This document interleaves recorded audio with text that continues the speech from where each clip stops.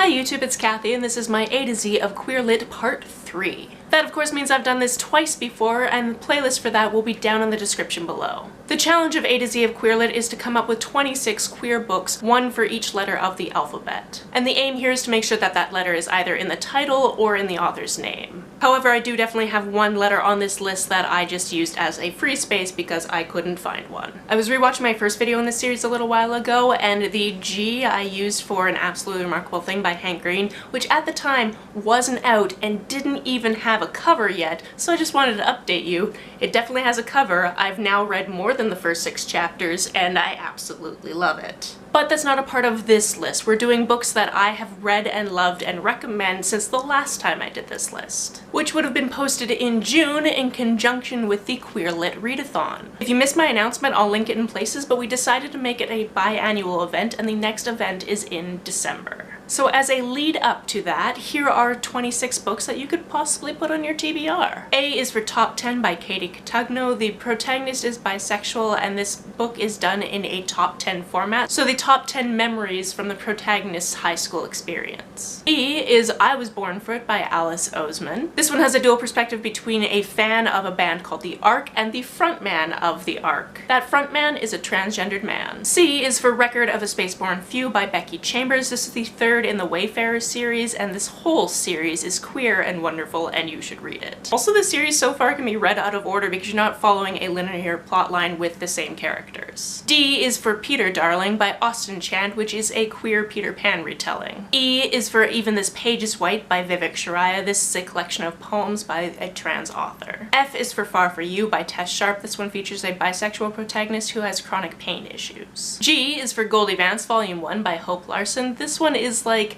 Scooby-Doo mixed up with that 70s vibe, mixed up with a Nancy Drew type of element in a hotel, and it's got a lady-lady romance. H is for Running with Lions by Julian Winters. This one is queer sports, specifically soccer, but queer sports. We need more queer rep in sports. I is for Little and Lion by Brandy Colbert. This one features 2 step-siblings, one of them is bi, and they're both in love with the same girl. J is for The Prince and the Dressmaker by Jen Wang. This graphic novel is taking booktube by storm right now because it's adorable, it's queer, he just wants to wear dresses. It's great. Gender nonconformity. K is for Openly Straight by Bill Konigsberg. Rafe has fulfilled his plan to move across the country to go to an all-boys school. He was out at his previous high school and has decided to go back in the closet because he doesn't like being called the gay kid. Of course, this becomes a problem when he falls in love with somebody. L is for Let's Talk About Love by Claire Kahn. I absolutely adore this book. It's about a biromantic, asexual girl who gets dumped because she's not having sex with her girlfriend. And she just decides that maybe dating isn't for her, until she meets someone who breaks her cute code. M is for Midnighter and Apollo by Steve Orlando. This is a male-male superhero romance, which, correct me if I'm wrong, you don't see too often in comic books. N is for The Backstagers by James Tinian IV. This one takes place in the theater department of an all-boys school with at least one male-male romance and a character that I'm pretty sure is trans because he transferred from the all-girls school. O is for Honestly Ben by Bill Konigsberg. This is the follow-up to Openly Straight. P is for Pantomime by Laura Lamb. This features an intersex main character in a circus. Q I had to use as my free space because I didn't find a book recently that had a Q in the title or in the author's name, and this list would not be complete without The Lady's Guide to Petticoats and Piracy by Mackenzie Lee. This is the follow-up to The Gentleman's Guide to Vice and Virtue, but follows Felicity, who is Monty's sister. She's ace, and I love her. And someone else might too. R is for What If It's Us by Becky Albertalli and Adam Silvera. This features 2 boys, one who lives in New York and one who's just there for the summer, and them going on a first date more than once. S is for Girl Made of Stars by Ashley Herring Blake. The bi-protagonist of this story has recently broken up with her partner, and then her twin brother is accused of raping one of her best friends. T is for Love Beyond Body, Space and Time, edited by Hope Nicholson. This is an anthology of indigenous queer sci-fi stories. U is for An Unkindness of Ghosts by Rivers Solomon. Although it's never really said in so many words, the main character could be characterized as genderqueer, and the author, Rivers Solomon, is non-binary. V is for Not Your Villain by C.B. Lee, which is the follow-up to Not Your Sidekick.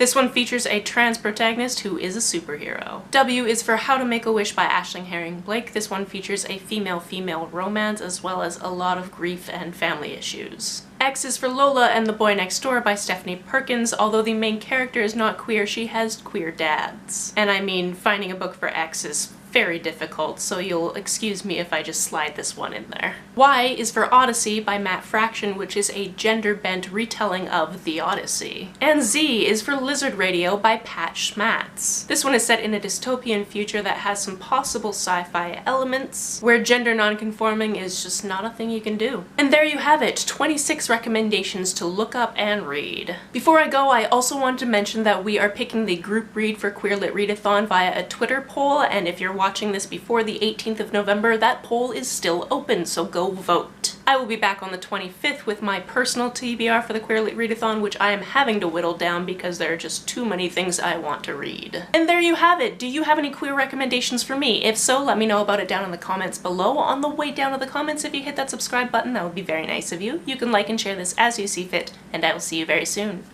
Bye!